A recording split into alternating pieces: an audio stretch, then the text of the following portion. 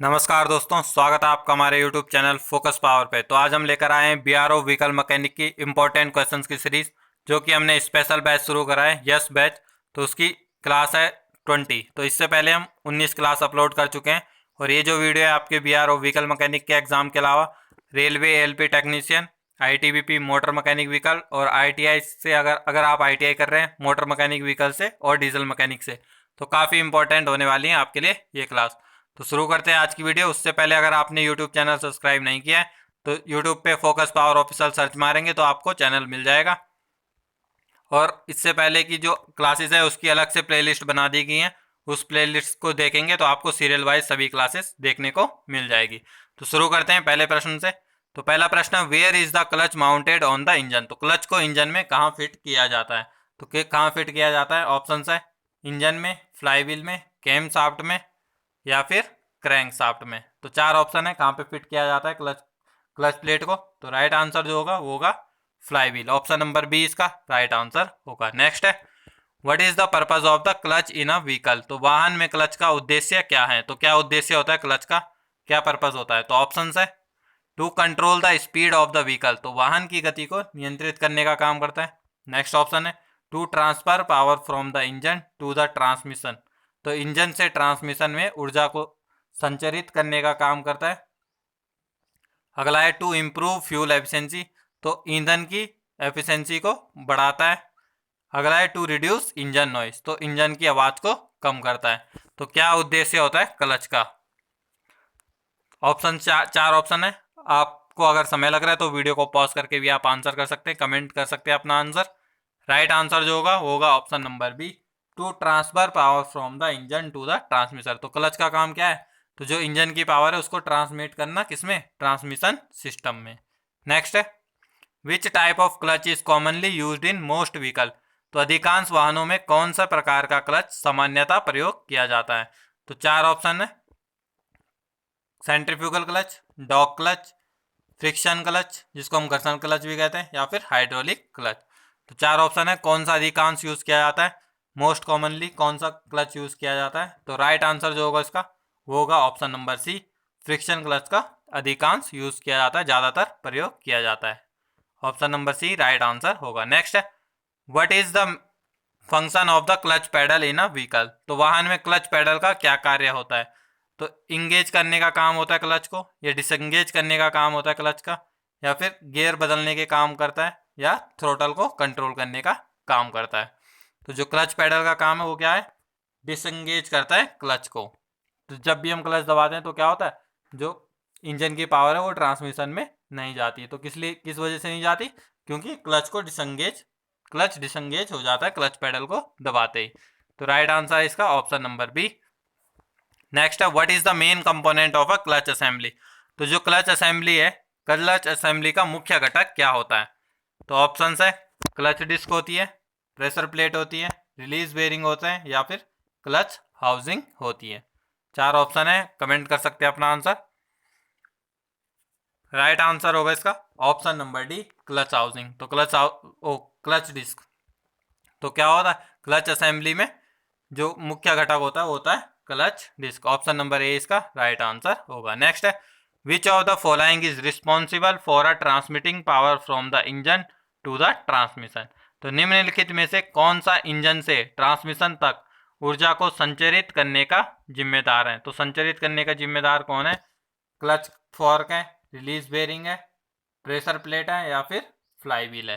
तो इंजन की power transmission system में कौन संचरित करता है, कौन ट्रांसमिट करता है? तो ऑप्शन नंबर डी इसका राइट आंसर होगा फ्लाईव्हील। तो फ्लाईव्हील होगा इसका राइट आंसर। नेक्स्ट है, which type of clutch uses hydraulic pressure to engage and disengage the clutch. तो कौन सा प्रकार का क्लच हाइड्रोलिक दबाव का प्रयोग करके क्लच को इंगेज और डिसंगेज करने का कार्य करता है? तो ऑप्शन है, centrifugal clutch, dog clutch, friction clutch, या फिर हाइड्रोलिक क्लच। तो इम्पोर्टेंट क्वेश्चन है और थोड़ा आसान क्वेश्चन भी है। तो इसी तरीके के क्वेश्चन आपको एग्जाम में पूछे जाते हैं, तो आपको एग्जाम में ध्यान लगा के एग्जाम देना है, क्योंकि एक दो क्वेश्चन के आंसर आपको एग्जाम के पेपर से ही आपको मिल जाते हैं। तो राइट आंसर होगा इसका हाइड्रोलिक क्लच, जो कि आपको क्वेश्चन से ही इसका आंसर मिल रहा है। तो हाइड्रोलिक प्रेशर से अगर इंगेज करेगा तो कौन सा क्लच करेगा, हाइड्रोलिक क्लच करेगा। नेक्स्ट है what is the purpose of the release bearing in a clutch system. तो क्लच प्रणाली में रिलीज बेरिंग का उद्देश्य क्या होता है। तो जो रिलीज बेरिंग होता है उसका पर्पज क्या होता है, ऑप्शन है to engage the clutch disc, तो क्लच डिस्क को इंगेज करने का काम करता है, क्लच डिस्क को डिसंगेज करने का काम करता है, या to provide lubrication to the clutch component, तो क्लच के जो कंपोनेंट है, घटक है, उनको लुब्रिकेंट करने का काम करता है, स्नेहन प्रदान करने का काम करता है, या फिर to transfer power to the transmission, तो या फिर जो पावर है उसको ट्रांसमिशन सिस्टम में ट्रांसफर करने का काम करता है। तो क्या काम करता है, to disengage the clutch disc, तो क्लच जो डिस्क है उसको डिसंगेज करने का काम करता है रिलीज बेरिंग। नेक्स्ट है what can cause clutch slippage, तो क्लच स्लिपेज का कारण क्या हो सकता है। तो क्या कारण हो सकता है क्लच स्लिपेज का। तो ये जो आज की क्लास है, आज की क्लास है आपकी क्लच सिस्टम की रिपेयर एंड मेंटेनेंस की, और आपको बता दूं आपके सिलेबस में मेंशन है, बीआरओ व्हीकल मैकेनिक के सिलेबस में, आप सिलेबस चेकआउट कर सकते हैं। तो आज इस टॉपिक को पूरे सभी क्वेश्चन आपको कवर कर दिए जाएंगे, ज़्यादातर क्वेश्चन आपको रिपेयर मेंटेनेंस से ही देखने को मिलने वाले हैं। तो इसका आंसर कर सकते हैं आप। तो इनसफिशिएंट हाइड्रोलिक फ्लूइड है, ये वर्न आउट क्लच डिस्क है, ये डैमेज प्रेशर प्लेट है, या फिर ऑल ऑफ द अबव। तो क्लच स्लिपेज का कारण क्या हो सकता है, तो ये तीनों कारण हो सकते हैं क्लच स्लिपेज का। इनसफिशिएंट हाइड्रोलिक फ्लूइड, अगर हाइड्रोलिक फ्लूइड है जो वो पूरा नहीं है तो उससे भी क्लच स्लिप हो सकता है। अगर पुरानी क्लच प्लेट है उससे भी हो सकता है, या फिर डैमेज है, कुछ टूट फूट हो रखी है प्रेशर प्लेट में, तब भी आपका क्लच स्लिप हो सकता है। तो इसीलिए राइट आंसर जो होगा वो होगा ऑप्शन नंबर डी। नेक्स्ट है how can you check the clutch fluid level, तो आप क्लच तरल स्तर की जांच कैसे कर सकते हैं। जो क्लच का जो फ्लूइड लेवल होता है, जो क्लच ऑयल भी बोलते हैं नॉर्मल हम, तो उसको हम किस तरीके से चेक कर सकते हैं। तो ऑप्शन है check the level through the clutch master cylinder, तो जो क्लच मास्टर सिलेंडर के माध्यम से लेवल को जांच कर सकते हैं। नेक्स्ट है check the level through the brake fluid reservoir, तो जो ब्रेक तरल रिजर्वायर के माध्यम से उसका ब्रेक जो चेक कर सकते हैं। नेक्स्ट है check the level through the transmission dipstick, जो ट्रांसमिशन में डिपिस्टिक गेज रहता है उसके द्वारा चेक कर सकते हैं।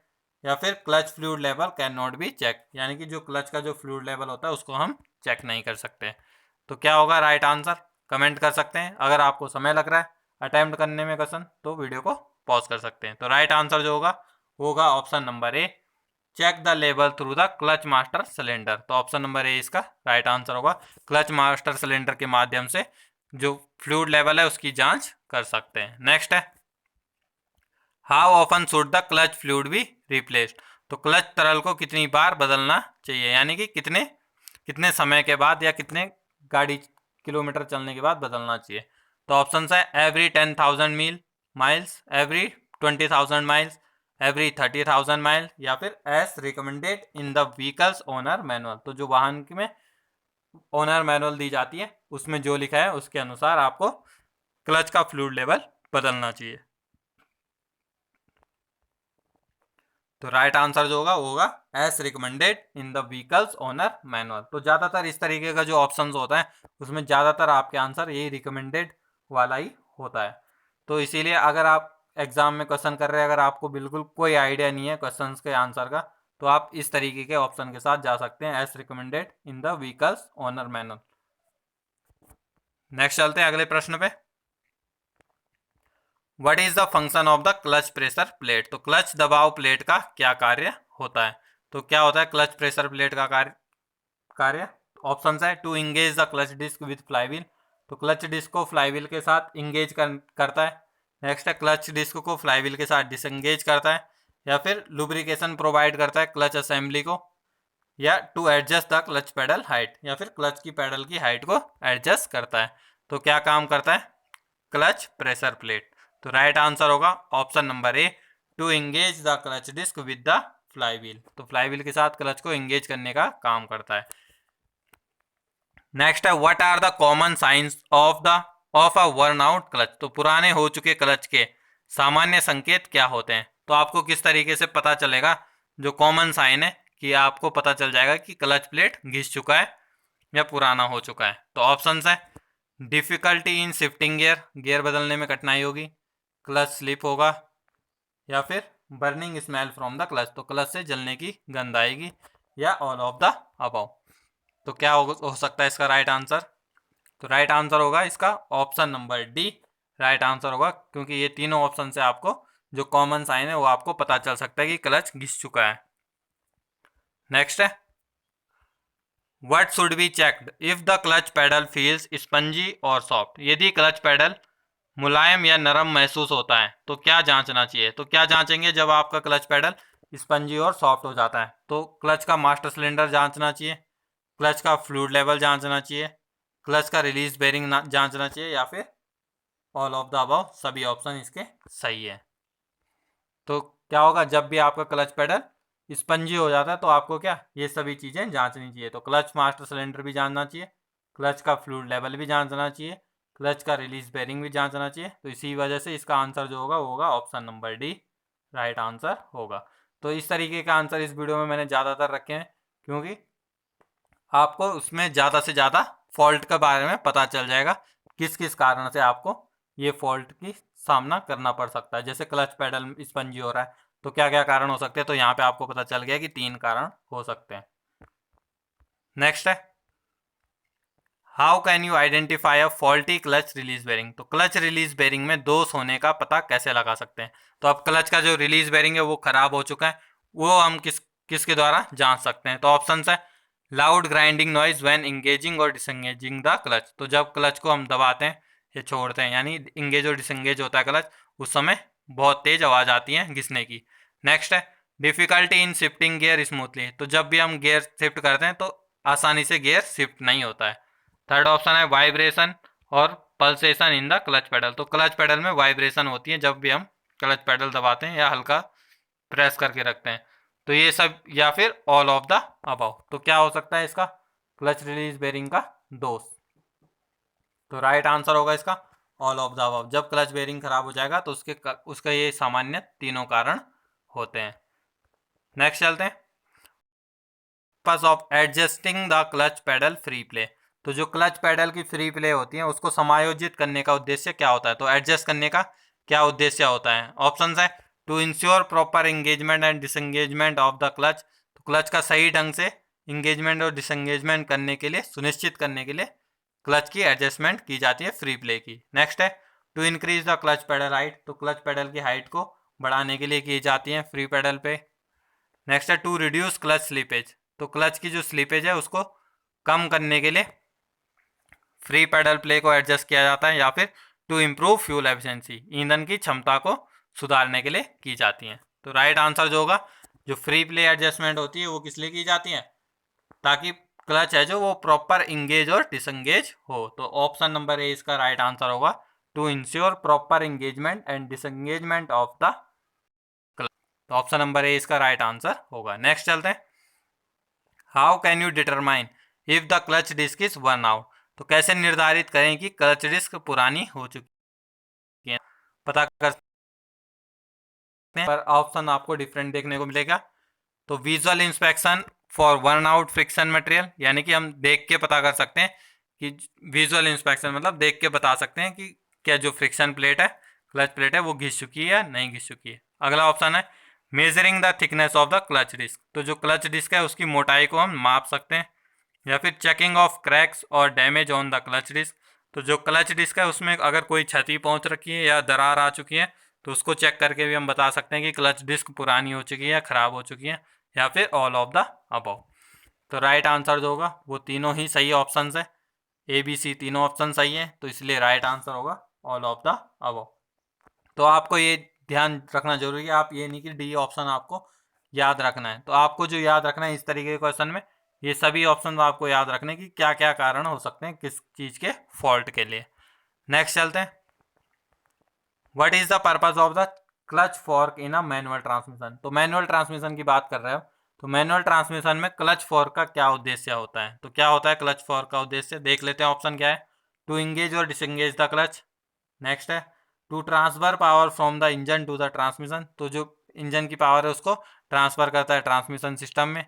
नेक्स्ट है, to adjust the clutch pedal height. तो क्लच पेडल की हाइट को एडजस्ट करता है। या फिर to provide lubrication to the clutch component.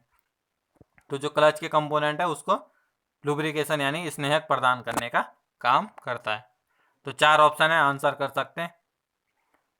तो राइट जो आंसर होगा वो होगा, जो मोस्ट सुटेबल आंसर है वो क्या है, टू इंगेज और disengage the clutch disc. Option number A इसका राइट आंसर होगा, क्योंकि पावर ट्रांसमिशन करने का काम नहीं करता है, और क्लच की जो पेडल हाइट है उसको एडजस्टमेंट नहीं करता है, क्योंकि वो किससे होती है, वो फ्री पेडल पे जब हम एडजस्ट करते हैं तब हाइट बढ़ती है, और जो लुब्रिकेशन का काम करता है वो भी काम नहीं करता है। तो इसीलिए जो सबसे अच्छा ऑप्शन है वो आपका ऑप्शन नंबर ए है इसका राइट आंसर।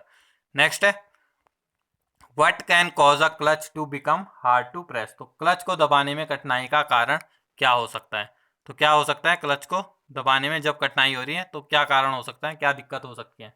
तो ऑप्शन है, इनसफिशिएंट क्लच फ्लूइड, तो क्लच फ्लूइड की कमी होने के कारण, worn out clutch release bearing, तो जो क्लच का रिलीज बेरिंग है वो घिस चुका है, या फिर मिस एडजस्टमेंट क्लच पेडल, जो क्लच पेडल है उसकी मिस एडजस्टमेंट हो रखी है, या फिर ऑल ऑफ द अबव। तो राइट आंसर क्या होगा इसका, option number D, all of the above सभी सही है। नेक्स्ट है, how can you prevent pre mature clutch wear. तो आप पहले से ही क्लच के जो पहिया है उसके घिसने की घिसावट को रोकने के लिए क्या कर सकते हैं। तो ऑप्शन है, avoid riding the clutch pedal, तो क्लच पैडल पर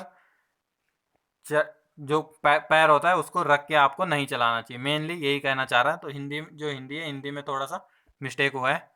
तो क्या, avoid riding the clutch pedal, तो जब जैसे किसी को आदत रहती है कार ड्राइविंग करते टाइम तो क्लच पैडल के ऊपर पाँव रखे रखता है, तो वैसे करना आपको नहीं चाहिए। नेक्स्ट है, use proper gear shifting technique, तो जो गियर शिफ्टिंग टेक्निक है, सही गियर बदलने की तकनीक है, उसका उपयोग करना चाहिए। नेक्स्ट है, maintain proper clutch pedal free play, तो जो क्लच की पैडल फ्री प्ले है उसको आपको मेंटेन करना चाहिए। या फिर लास्ट ऑप्शन है, regularly inspect and maintain the clutch system, या फिर नियमित रूप से आपको क्लच सिस्टम की जांच और रखरखाव करनी चाहिए। तो प्रीमेच्योर वियर के लिए क्या होगा, ऑप्शन नंबर डी इसका राइट आंसर होगा। नियमित रूप से अगर आप क्लच सिस्टम की जांच करेंगे और मेंटेनेंस करेंगे तो आपको ये दिक्कत नहीं आएगी। तो ऑप्शन नंबर डी इसका राइट आंसर होगा। नेक्स्ट है, what can cause clutch slippage, तो क्लच स्लिपेज के क्या क्या हो सकते हैं। तो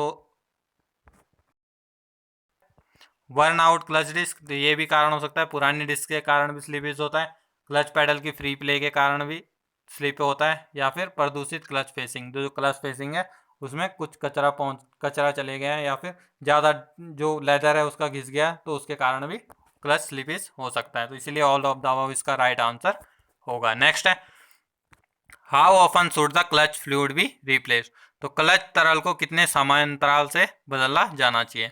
तो कब कब बदलना चाहिए, 10,000 माइल किलोमीटर पे, 20,000 किलोमीटर पे, 30,000 किलोमीटर पे, या फिर रिकमेंडेड व्हीकल्स ओनर मैनुअल।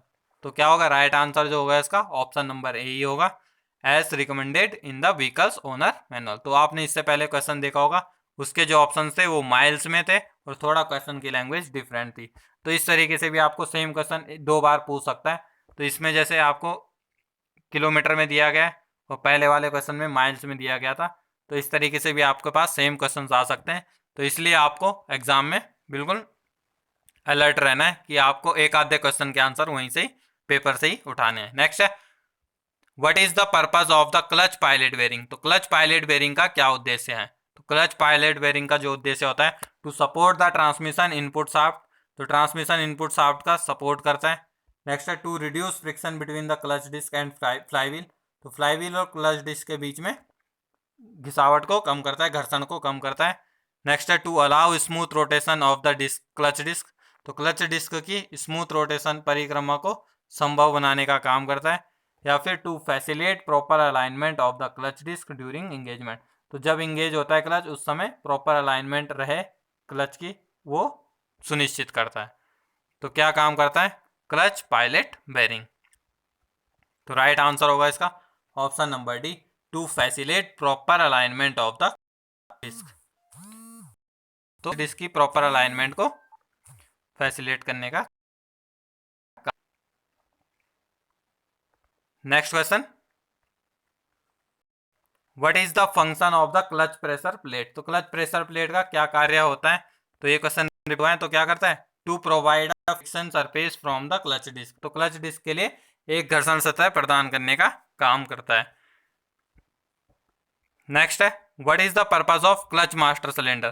तो जो क्लच मास्टर सिलेंडर होता है उसका क्या उद्देश्य होता है, तो क्या उद्देश्य होता है, ऑप्शन है to store hydraulic fluid for the clutch system, तो क्लच सिस्टम के लिए हाइड्रोलिक तरल का संग्रह करता है।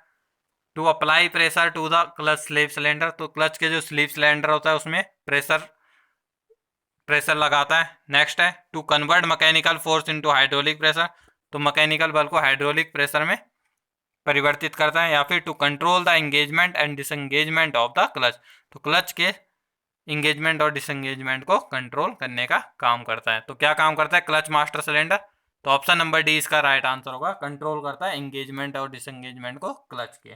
तो ऑप्शन नंबर डी इसका राइट आंसर हो जाएगा। नेक्स्ट चलते हैं,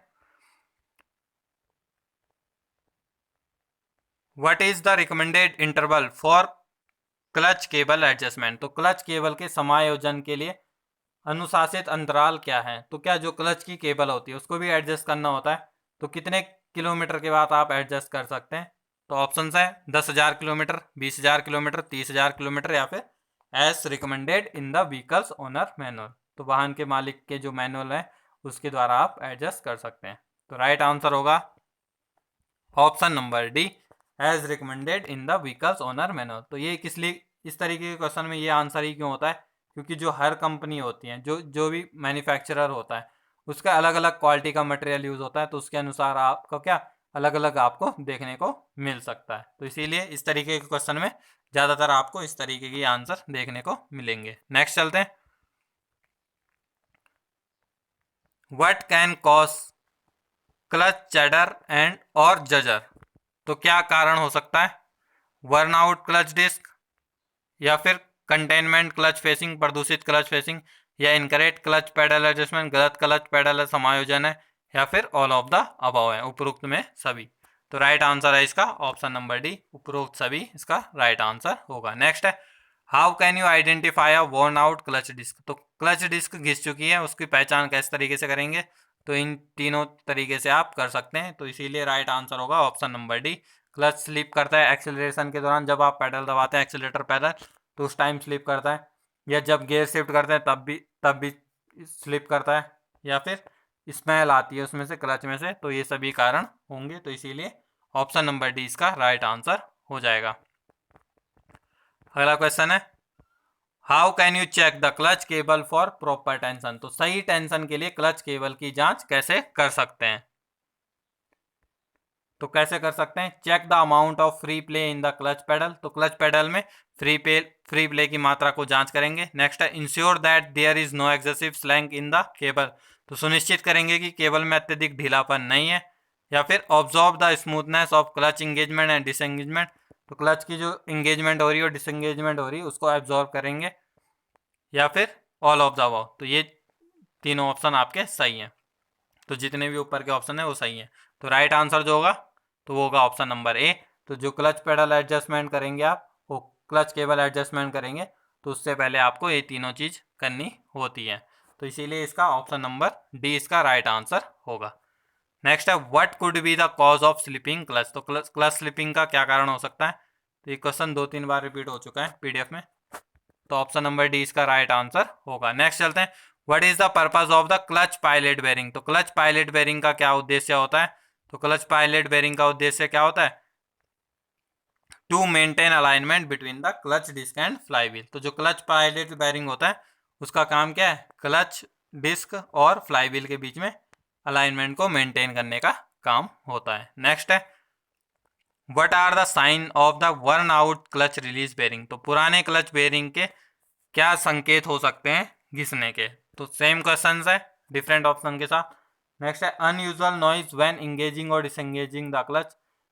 नेक्स्ट है difficult in shifting gear, gear बदलने में कठिनाई होती है, या क्लच पेडल स्पंजी और लूज होता है, तो इनमें से क्या हो सकता है,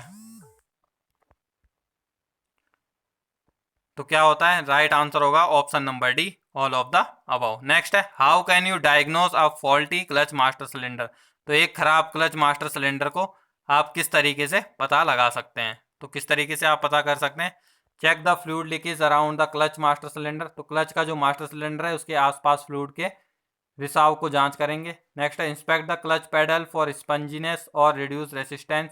तो जो क्लच पेडल की स्पंजीनेस है उसको आप जांच करेंगे, या फिर एब्जॉर्ब करेंगे क्लच की इंगेजमेंट और डिसएंगेजमेंट की डिफिकल्टी को। तो क्या होगा, ऑल ऑफ द अबव इसका राइट आंसर होगा, क्योंकि आपको ये तीनों चीज करनी होती है।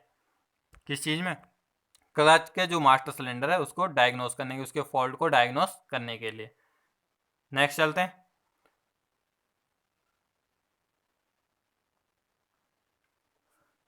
What are the common symptoms of a clutch hydraulic system failure. तो क्लच हाइड्रोलिक सिस्टम के खराब होने के सामान्य लक्षण क्या होते हैं। तो हाइड्रोलिक क्लच है तो उसका जो सिम्टम्स क्या होते हैं फेलियर होने के, तो सॉफ्ट और स्पंजी क्लच पेडल हो जाता है।